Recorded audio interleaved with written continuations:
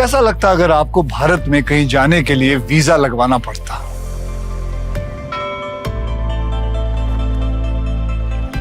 कश्मीर, हैदराबाद या जयपुर जाने के लिए पासपोर्ट की जरूरत पड़ती। अगर हमारा भारत एक देश नहीं होता, 28-30 अलग अलग देश होते तो कैसा लगता?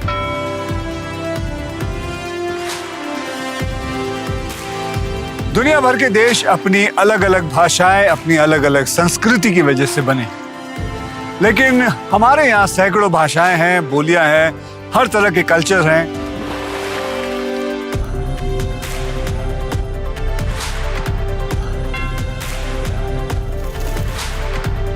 यहाँ हम एक दूसरे के लिए सपने देखते हैं, साथ में गीत गाते हैं, त्योहार मनाते हैं। इसलिए हमारा देश दुनिया भर में सबसे अलग है और इसका कोर है एक्सेप्टेंस, यूनिटी इन डाइवर्सिटी, यानी कि अनेकता में एकता।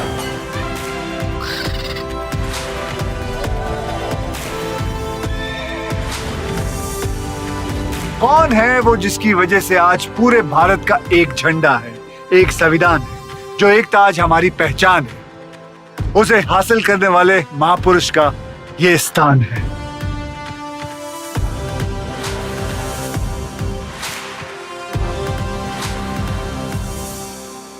(1947) में जब हम आजाद हुए तब 565 ऐसे रियासतें थी जो टूट के अलग हो सकती थी, और तब पेशे से वकील और राजनीतिक कौशल के माहिर सरदार पटेल ने बिना समय गवाए एक एक कर सभी रियासतों के राजाओं से मुलाकात की, उन्हें समझाया और उन्हें साथ जोड़ते हुए भारत के नक्शे को आज का आकार दिया।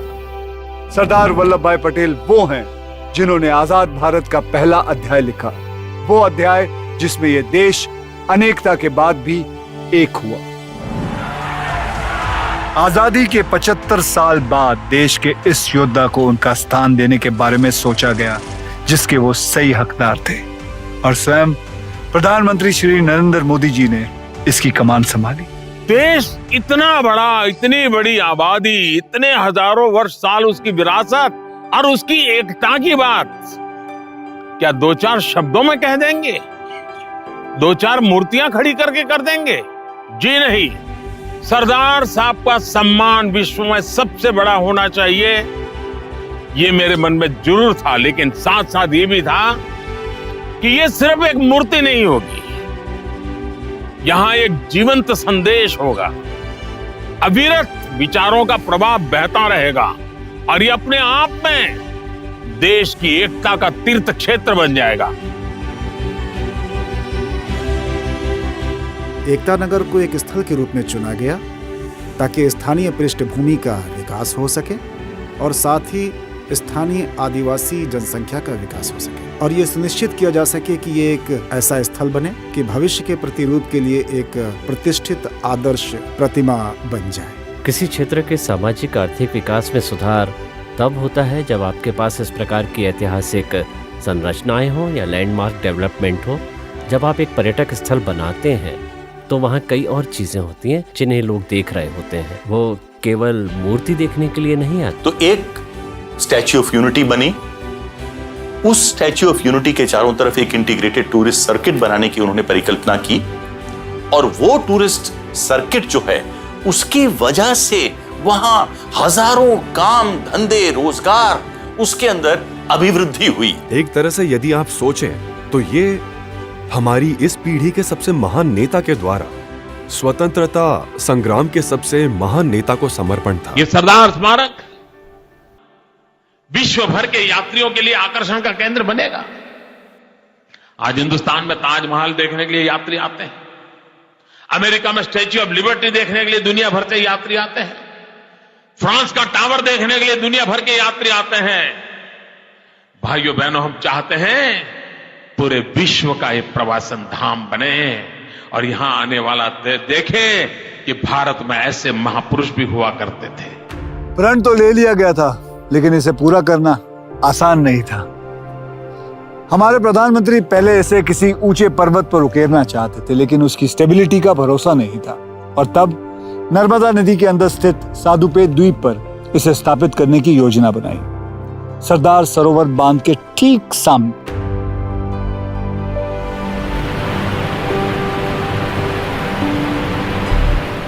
ये जो डैम है ये सरदार वल्लभ भाई पटेल जी की ड्रीम थी, उनकी परिकल्पना थी, उनका विचार था। उनकी अद्भुत बुद्धिमत्ता और इस प्रकार की परियोजनाओं का प्रभाव देखने की दूरदर्शिता के कारण उन्होंने अकेले ही ये सुनिश्चित किया कि ये बांध बनेगा, जिसके परिणाम स्वरूप गुजरात राज्य के लिए ये अत्यधिक समृद्धि का सबब बना। इसलिए ये कहना उचित है कि ये बांध स्वयं में ही एक महत्वपूर्ण और एक पवित्र स्थल है। आज गुजरात की आधी जनसंख्या सरदार सरोवर का पानी पी रही है, इसलिए देखा जाए तो सरदार सरोवर गुजरात की जीवन रेखा है। नर्मदा नदी सबसे प्राचीन नदी है। अब सोचिए, इतने लाखों साल पुरानी नदी में उपस्थित चट्टान का ये द्रव्यमान, सोचिए ये कितना मजबूत होगा। इसलिए हमने विभिन्न दिशाओं में 52 वर्टिकल बोरहोल्स ड्रिल किए पहाड़ की मजबूती की जांच के लिए, और वो काफी मजबूत था। दुनिया के ऊंचे स्टैचूज में जहां क्राइस्ट द रिडीमर की ऊंचाई 39.6 मीटर, स्टैच्यू ऑफ लिबर्टी की 93 मीटर, जापान के उशिकु दाइबुत्सु के 120 मीटर और तब तक के सबसे ऊंचे स्टैच्यू चाइना के स्प्रिंग टेम्पल बुद्धा की ऊंचाई 153 मीटर थी। वहीं स्टैच्यू ऑफ यूनिटी को इससे 29 मीटर ज्यादा यानी कि 182 मीटर का बनना था। 182 मीटर की ऊंचाई का ख्याल भी विधानसभा में बहुमत की वजह से आया, क्योंकि राज्य विधानसभा में गुजरात की कुल सीटों की संख्या भी यही है। एक प्रकार से ये गुजरात के पुत्र को नमन करने की चिंतनशील भावना को भी अच्छे से दर्शाता है। ऊंचे स्टैच्यूज में एक कॉमन बात यह मिलेगी कि सभी की डिजाइनिंग में पैरों को कवर किया गया है, जिससे स्टैच्यू का बेस बड़ा और चौड़ा यानी मजबूत हो सके। दुनिया भर में ऊंचे स्टैच्यूज बनाने का ये एक आम तरीका है, लेकिन स्टैच्यू ऑफ यूनिटी को आम नहीं बल्कि खास बनाना था। दुनिया में कोई और मूर्ति ऐसी नहीं है जिसके पैर और टखने दिखाए गए हों। हम सरदार जी की प्रतिमा को चलते हुए दिखाना चाहते थे। दोनों पैरों का आगे पीछे होना जरूरी था। एक किसान होने के नाते वो एक ऊंची धोती पहना करते थे, इसलिए उनके टखनों को दिखाना जरूरी था। ये हमारे लिए एक अनोखा चैलेंज था। लेकिन 182 मीटर की ऊंचाई पे खतरा हर चीज का था, फिर चाहे वो लगातार चलती तेज हवा हो या मूसलाधार बारिश, गर्मियों की चुभती धूप हो या एक झटके में इमारतों को धराशायी कर सकने वाला भूकंप। मुश्किलें कई सारी थी। ये एरिया एक खास विंड जोन में आता है। हवा की गति 39 मीटर प्रति सेकंड यानी कि लगभग 130 किलोमीटर प्रति घंटे के बराबर है। लेकिन इस स्टैचू का डिजाइन 180 किलोमीटर विंड स्पीड भी झेल सकता है। स्टैचू किसी भी विपरीत परिस्थिति का सामना कर सकता है। देखने में लगेगा कि ये स्टैचू एक ड्रम के ऊपर खड़ा है, लेकिन इसका वास्तविक आधार जमीन से जुड़ा हुआ है। इसी प्रकार सीस्मिक जोन के हिसाब से ये जोन 3 एरिया का था, लेकिन हमने इसे जोन 4 के लिए डिजाइन किया है। इसलिए हम गर्व के साथ कह सकते हैं कि ये स्टैचू सैकड़ों सालों तक ऐसे ही अपने पैरों पर खड़ा रहेगा। स्टैच्यू ऑफ यूनिटी के लिए समय सीमा तय की गई सिर्फ 42 महीने की, और निर्माण की जिम्मेदारी मिली देश के सबसे बेहतरीन construction company Larsen and Toubro को। अब इसमें सबसे बड़ी चुनौती थी स्केल की, क्योंकि स्केल लगभग हमारे शरीर के आकार से 100 गुना बड़ा होता है। और सबसे बड़ी चुनौती तो ये इंजीनियर के लिए थी, लेकिन सौभाग्य से हमारे पास राम सुतार थे। सरदार पटेल एक काल्पनिक किरदार नहीं बल्कि एक ऐतिहासिक व्यक्ति है, इसीलिए उनकी प्रतिभा बनाना और भी कई ज्यादा कठिन था। चेहरे या हाव भाव में जरा से भी चूक हो तो एक बड़ी नाराजगी का कारण बन सकता था। जरूरत थी एक ऐसे कलाकार की जिसके हाथों में किसी भी मुहूर्त में जान फूंक देने की कला हो। दुनिया में 2 आदमी की जरूरत होती है, एक कल्पना करने वाला और वो प्रैक्टिकली काम करने वाला। तो कल्पना की है मोदी जी ने और हम उनके साथ काम करने के लिए तैयार हो गए। इस प्रतिमा के लिए लंबे समय तक अध्ययन चला। पूरे देश से जितने भी उनके पोज थे, फोटोग्राफ थे, उनका शिल्प था, वो सब बुलाया गया, सब लाया गया।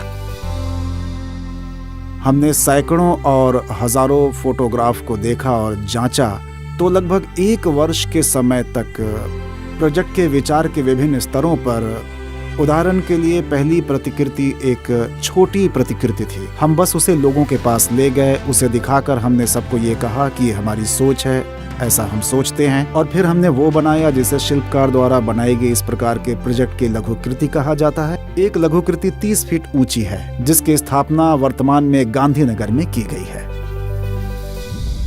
आजादी के आंदोलन में सरदार साहब का बड़ा योगदान था देश के गांव को जगाना, देश के किसानों को जगाना। और इसीलिए मेरे मन में विचार आया था, मैं हिंदुस्तान के 6 लाख से अधिक गांवों में खेत में औजार के रूप में जो उपयोग में आने वाला लोहा है, वैसा हर गांव से एक लोहे का औजार पुराना उपयोग किया हुआ, माँ भारती के साथ जिसका नाता रहा है, ऐसा लोहे का औजार उसको लाऊंगा,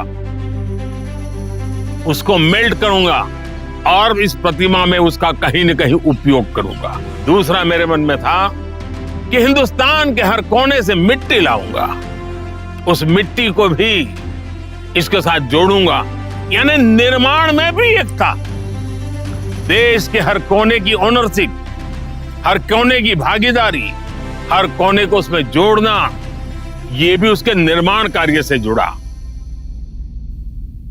इसमें हमारे पास 1,69,000 और कुछ ऑड नंबर्स के बक्से थे।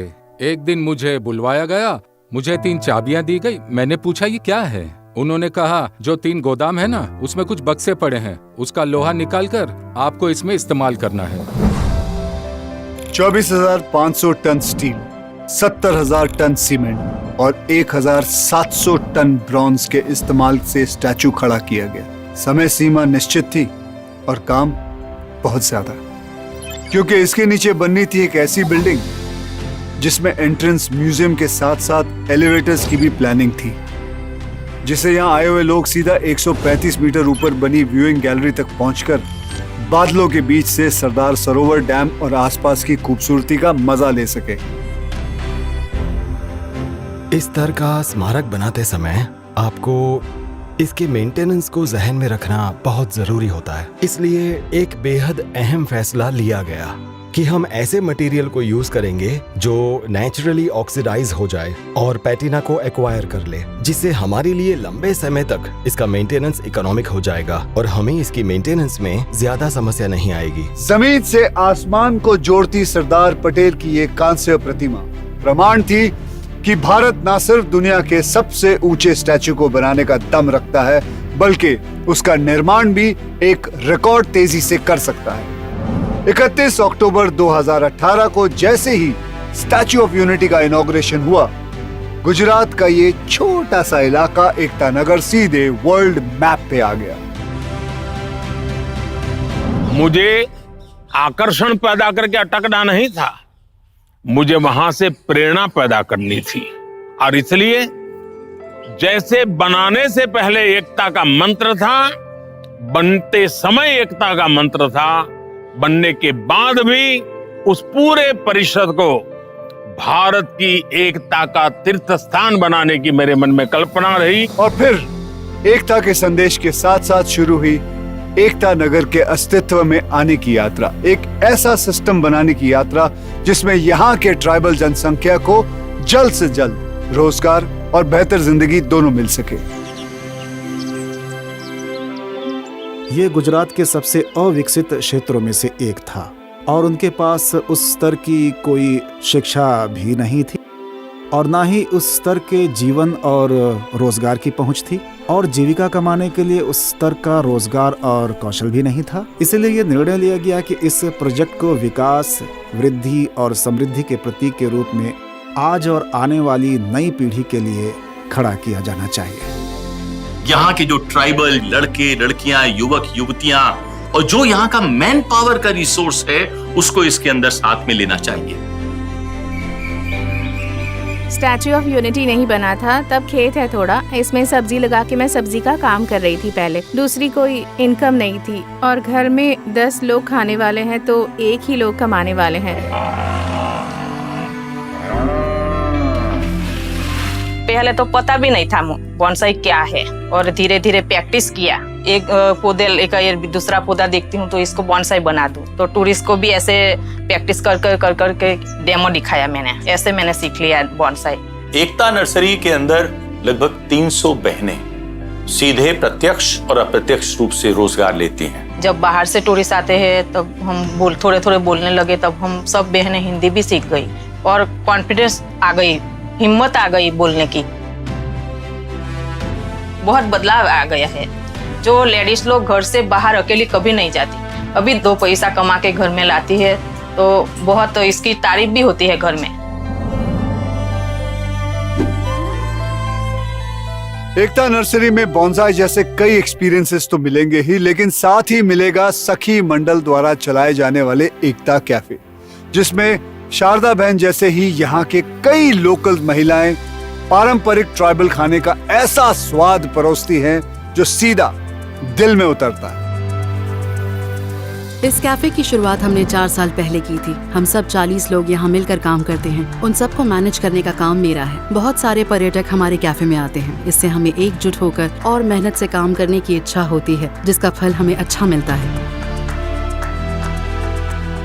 इससे पहले मैं अपने घर में केवल 4 लोगों के लिए खाना बनाती थी, लेकिन अब कैफे में हम 150 लोगों का खाना बनाते हैं और उन्हें खुशी खुशी खिलाते हैं। हम पर्यटकों की संख्या देखकर घबराते नहीं हैं, फिर चाहे वो 100 हो, 200 हो या 300 लोग हों। जो वहां पर आसपास में उगता है, जो मिलेट्स उगते हैं, जो वहां पर जिस तरह का चावल उगता है, जिस तरह की सब्जियां वहां पर उगती हैं, उन सब ऑर्गेनिक वस्तुओं को लेकर और वहां पर एकता कैफे के अंदर वो बहनें खाना बनाती हैं। जैसे जैसे हमारे कैफे का विकास हो रहा है, हम और औरतों को अपने साथ काम पर रखने की आशा करते हैं। जो औरतें घर बैठी हुई हैं, उन्हें भी हमारे साथ जुड़ना चाहिए। हमारी तरह वो औरतें भी अपने पैरों पर खड़ी हो पाएं। हमारी तो बस यही कामना है। मुझे लगता है कि एक रोल मॉडल है जो पूरे राज्य को संपूर्णता के तौर पर पूरे समाज को दिखाना चाहिए कि एक अच्छी तरह से चलने वाली सखी मंडल किस तरह से एक पूरे समुदाय का उत्थान कर सकती है। सखी मंडल जैसे मॉडल की वजह से पूरी कम्युनिटी को फायदा पहुंच रहा था। इन महिलाओं को जीवन में पहली बार पहचान मिल रही थी, नाम मिल रहा था, और जैसे जैसे उनका आत्मविश्वास बढ़ता गया, वैसे वैसे उन्होंने बाकी महिलाओं को भी प्रेरित करना शुरू कर दिया। इसका नतीजा ये निकला कि जो काम अब तक मेल डोमिनेटेड था, उन्हें भी महिलाओं ने बाखूबी करना शुरू कर दिया। मेरा नाम तड़वी मनीषा बहन है। मैं अभी ऑटो चलाती हूँ। मैं 12वीं तक पढ़ी हूँ। 12वीं के बाद मैंने स्टडी करना छोड़ दिया था। हमारे गांव में कुछ शिक्षक लोग आए थे, तो उन्होंने बताया कि GMR सेंटर में ट्रेनिंग चल रही है।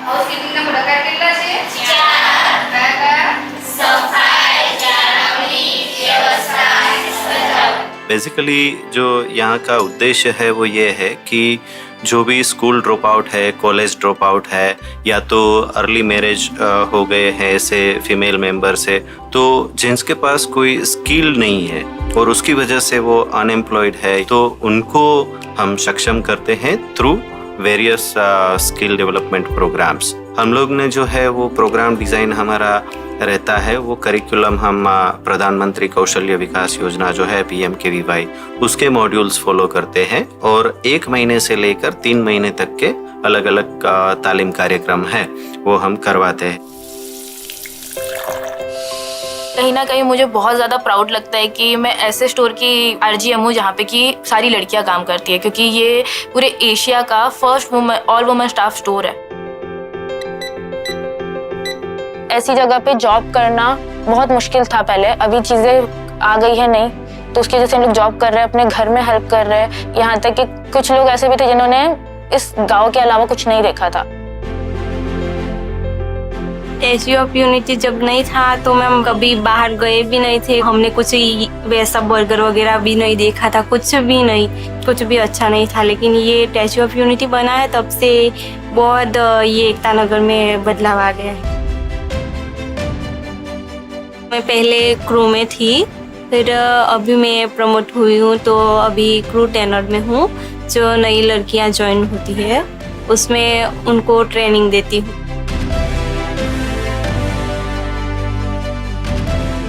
बहुत अच्छा लगता है मैम हमें ये मैकडोनल्ड्स में जॉब करते हुए, और हमारे घर वालों को भी बहुत प्राउड फील होता है कि हम यहाँ पे इस लेवल पे है।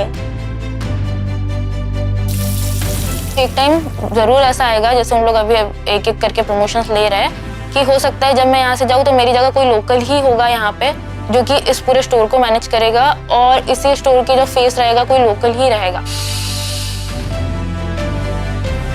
कहते हैं कि अच्छी संगत का असर हमेशा अच्छा ही पड़ता है। शायद ये दुनिया के सबसे ऊंचे स्टैचू की अच्छी संगत का ही असर है कि यहाँ की महिलाओं के सपने भी आसमान छूने निकल चुके हैं। एकता नगर की महिलाओं ने पीछे मुड़ के देखना बंद कर दिया है।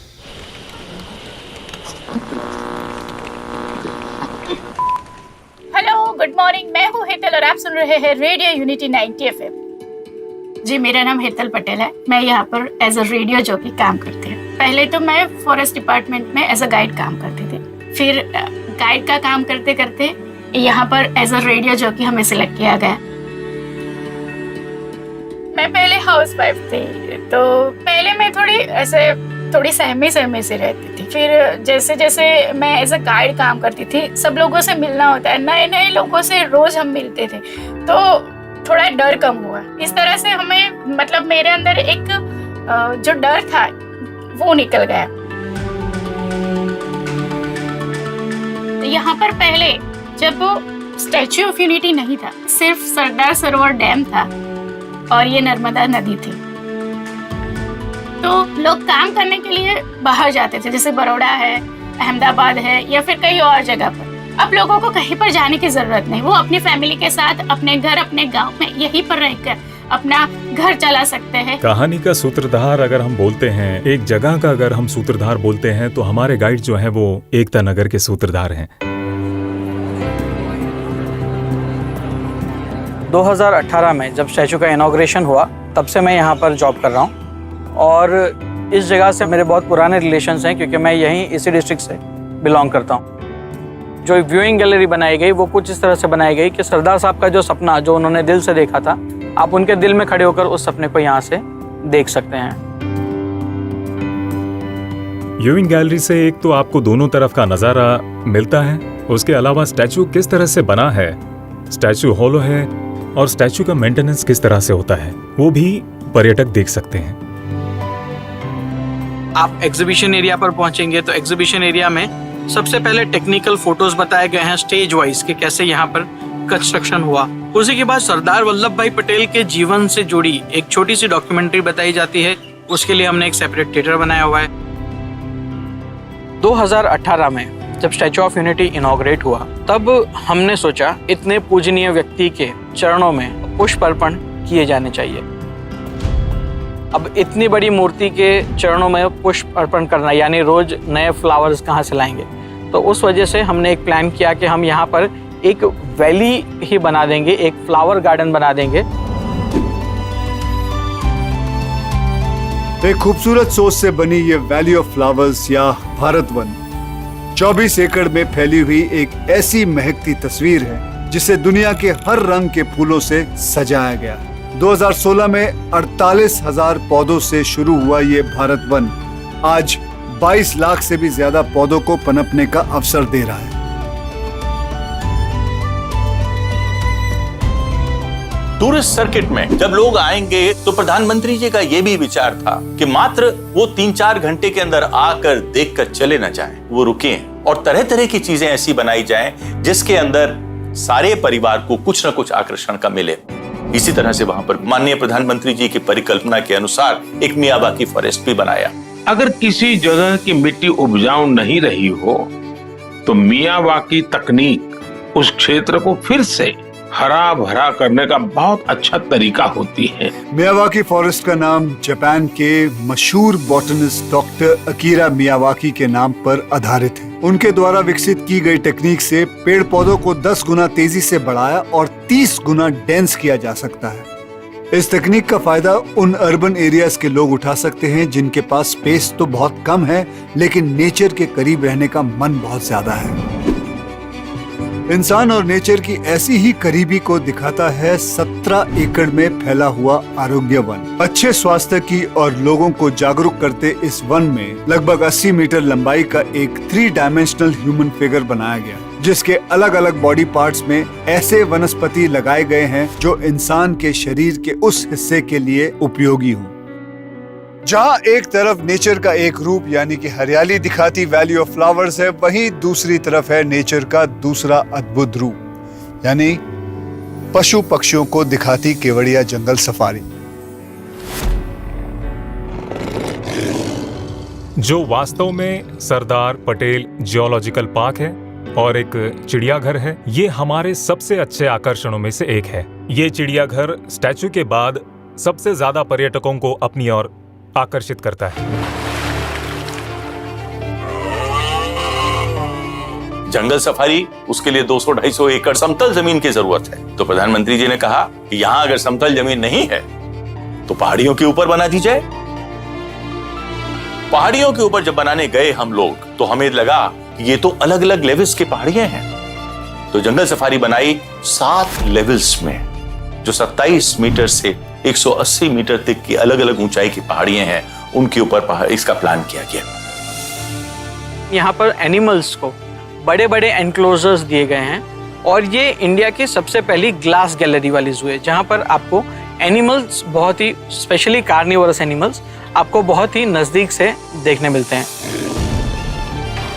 जंगल सफारी के अंदर लगभग 1500 पशु पक्षी प्राणी 17 देशों से और भारत के, और उसके अंदर 100 की जितनी प्रजातियां थीं, वो पशु पक्षियों और प्राणियों को लाके बसाया। वहां पर एवियरी बनाई गई। एवियरी जियोडेसिक डोम के अंदर बनाई गई। तो जब बनाने गए तो 2 एवियरी बनाई, एक भारत के पक्षियों के लिए और एक विदेशी पक्षियों के लिए। मेरा नाम तरवी दिलीप है और अभी एसपी जू में काम करता हूँ। मैं राइनो का एक केयर टेकर हूँ। मेरा नाम सरिता बेन है और मैं केवड़िया कॉलोनी के एकता नगर वहाँ की रहने वाली हूँ। हम सभी एनिमल्स का ध्यान रखते हैं, जो कि वो वाइल्ड बीस्ट हैं, वो लंबे सींगों वाले ऑडिक्स हैं, ऑस्ट्रिच हैं, वो जिराफ हैं। मुझे तो वैसे सभी पसंद है, लेकिन सबसे ज़्यादा जिराफ। वो मेरे साथ ज़्यादा रहती है, यहाँ मेरे साथ खेलती रहती है, ज़्यादा दोस्ती हो गई है उसके साथ। मैं पहले एक रेस्क्यूअर था। 18 साल से मैं फॉरेस्ट डिपार्टमेंट के अंदर सांप से लेके मगर से लेके ये सब रेस्क्यू करने का काम करता था। अभी जैसे यहाँ पे ये सब आया है तो उसकी वजह से मैंने प्राइवेट जॉब छोड़ दी है और मेरे को एनिमल पहले से पसंद थे। तो अभी मेरे को एनिमल के साथ रहने का मौका मिला है और सबसे बेस्ट बात तो यही है कि गुजरात में कहीं भी एनिमल्स में राइनो नहीं है और हमें राइनो जैसे एनिमल के साथ काम करने का मौका मिला है। बहुत कुछ बदल गया है, सोच भी नहीं सकती कि कितना कुछ बदल गया है मेरे जीवन में। मैं पहले कुछ नहीं करती थी, घर में थी पहले। तब मैं ट्रेनिंग में गई और वहाँ बहुत पशु पक्षियों से जो प्रेम हुआ और यहाँ आकर भी मुझे बहुत अच्छा लगा। सरकारी नौकरी से भी ज़्यादा ये नौकरी बहुत अच्छी है मेरे लिए, क्योंकि यहाँ जो खुशी मिलती है वो किसी भी नौकरी या किसी भी काम में इतनी खुशी नहीं मिलती है। मेरे को यहाँ आके मेरे को एक फ्रेंड जैसा महसूस होता है। अभी ऐसा लगता है कि घर के अलावा मेरा दूसरा भी कोई फैमिली है। जिस तरह हर परिवार में बच्चों का एक विशेष महत्व होता है, वैसे ही महत्व एकता नगर में भी बच्चों को दिया गया, जब खास तौर पर उनके लिए अट्रैक्शन पॉइंट डिजाइन किए गए।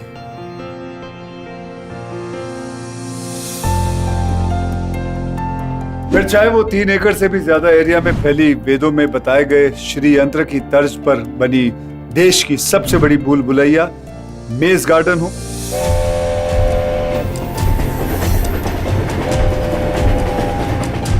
या फिर स्वस्थ खान पान के फायदों को खेल कूद के साथ सिखाता हुआ चिल्ड्रन न्यूट्रिशन पार्क हो, लेकिन सबसे खास है भारतीय मूल के डायनासोर्स की दुनिया।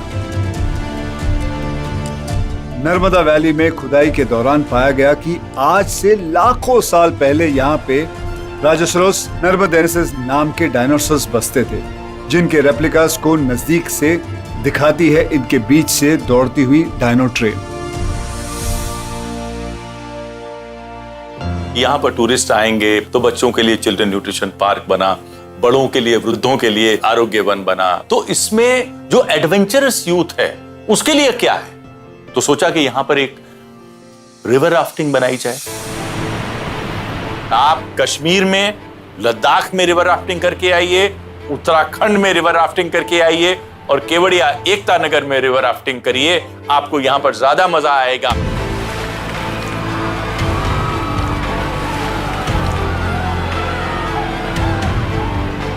क्योंकि यहाँ पर फ्लो इतना फास्ट है और यहाँ पर 11 रैपिड्स हैं 5 किलोमीटर के अंदर, 1 घंटे के अंदर जो आप रोमांच का मजा लेंगे वो वहां पर दूसरी जगह 12 या 15 किलोमीटर राफ्टिंग करके नहीं आएगा। दिन में तो ऐसे हमारे कई सारे अट्रैक्शंस हैं, उसके अलावा रात को भी हम लोगों को मनोरंजन दे सकें, इसके लिए जैसे ही सूरज ढलता है, सबसे पहले स्टैचू के ऊपर ही बहुत ही सुंदर state of the art projection mapping होती है, लोग उसका भी मजा लेते हैं। वैली ऑफ फ्लावर्स के अंदर हमारे पास एक ग्लो गार्डन है, जो एक खूबसूरत पार्क है, जहां पर प्राणियों की आकृतियां, साथ ही साथ वहां पर पेड़ पौधों की भी आकृतियां हैं, जो प्रकाशित होता है। इसके साथ ही संगीत का भी आनंद लिया जा सकता है। फिर हमारे पास एक बहुत ही पवित्र और सुखद एहसास देने वाली नर्मदा आरती है।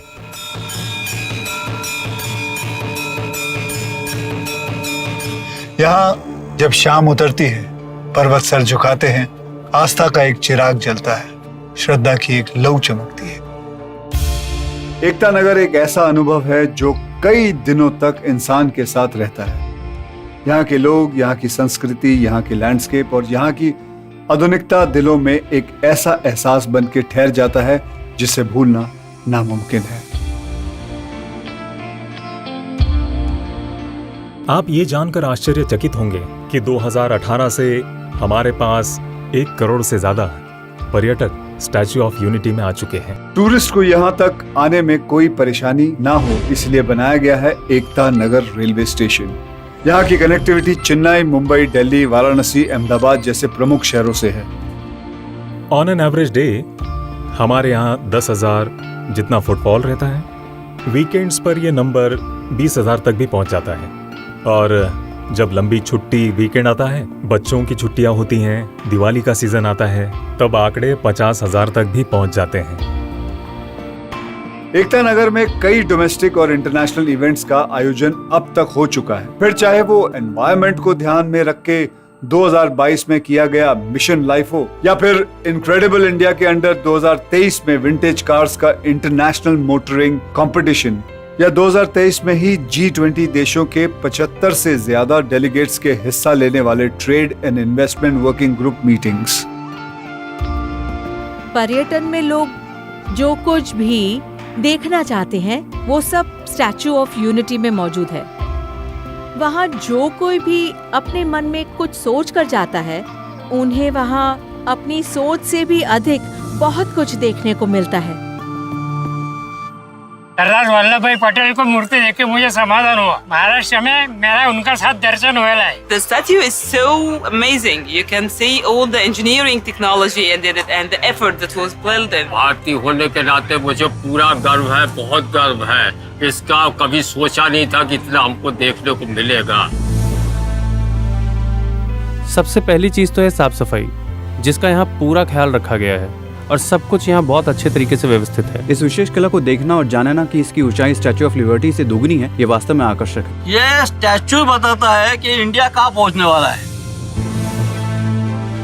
वर्ल्ड का सबसे ऊंचा ये स्टैच्यू है। आप एक बार ऊपर जाके देखिए तो आपको पता चलेगा कि क्या चीज है। मेरे कुछ अंतर्राष्ट्रीय मित्र हैं जो पूछ रहे थे कि ये कहाँ का स्टैच्यू है, हमें भी इसे देखना है। ये दुनिया की सबसे ऊंची मूर्ति है और ये अविश्वसनीय है। मुझे प्रकृति पसंद है। बहुत अच्छी चीज है कि यहाँ पे सारी लेडीज को एम्प्लॉयमेंट मिला है। सबको एक बार तो विजिट करना ही चाहिए। यहाँ पे नथिंग से इतना सारा कुछ बना रहना, वो अपने आप में एक बहुत बड़ी चीज है। ये वाकई विश्व स्तरीय है। आसमान से बात करते हुए सरदार को हम देखते हैं, तब हमें भी लगता है कि हमारा राष्ट्र ये सर्वोत्तम है। इसने दुनिया को ये दिखा दिया कि भारत बड़ा सोचने और बड़ी उपलब्धियां हासिल करने की क्षमता रखता है। सिर्फ जो अर्बन एरिया से आ रहे हैं उनको नहीं, बल्कि मेरे एक भाई बहन जो रूरल इंडिया से आ रहे हैं, जब वो इस प्रतिमा को देखते हैं तब अंदर फीलिंग आती है कि हमने कर दिखाया। भारत निर्माण कर सकता है, भारत कुछ ऐसा खड़ा कर सकता है जो पूरे विश्व में कहीं नहीं था। तो यदि ऐसा किया जा सकता है तो फिर कुछ भी संभव है। स्टैच्यू ऑफ यूनिटी राष्ट्रीय गौरव का प्रतीक है। स्टैच्यू ऑफ यूनिटी राष्ट्रीय आन बान और शान का प्रतीक है। स्टैच्यू ऑफ यूनिटी भारत के नए स्वर्ण काल का प्रतीक है। कोई श्रद्धा से आया होगा, कोई जिज्ञासा से आया होगा, कोई इतिहास को समझने के लिए आया होगा, वो कोई आर्किटेक्चर मार्वल को देखने के लिए आया होगा। जिस भी भाव से आप आए होंगे, लेकिन आए हो जाते समय श्रद्धांजलि लेकर जा रहे हो। लेकिन ये श्रद्धांजलि यहां पूर्ण नहीं होती है। सरदार साहब को सच्ची श्रद्धांजलि तब सच्ची बनती है जब मैं यहां से जाने के बाद हर पल एक ही सपने के साथ ही बुनूंगा, जो सपना होगा एक भारत श्रेष्ठ भारत का।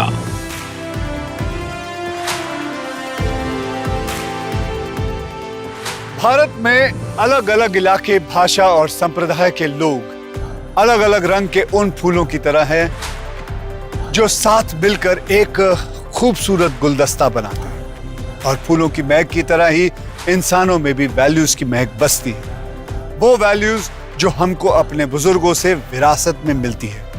हम जाएंगे, नए लोग आएंगे, समय बदलेगा, साल बीतेंगे, लेकिन अनेकता में भी एक रहने की ये वैल्यूज हम भारतीयों के अंदर ऐसे ही टिकी रहनी चाहिए। बिल्कुल सरदार पटेल के स्टैच्यू ऑफ यूनिटी की तरह, जो वक्त के मार के बाद भी साल दर साल स्थिर रहेगा और इस बात का प्रतीक बना रहेगा कि भारत की अखंडता सिर्फ कहने या सुनने की बात नहीं, बल्कि एक सच्चाई है। वो सच्चाई जो पीढ़ी दर पीढ़ी हमने संभाल के रखी है। जय हिंद।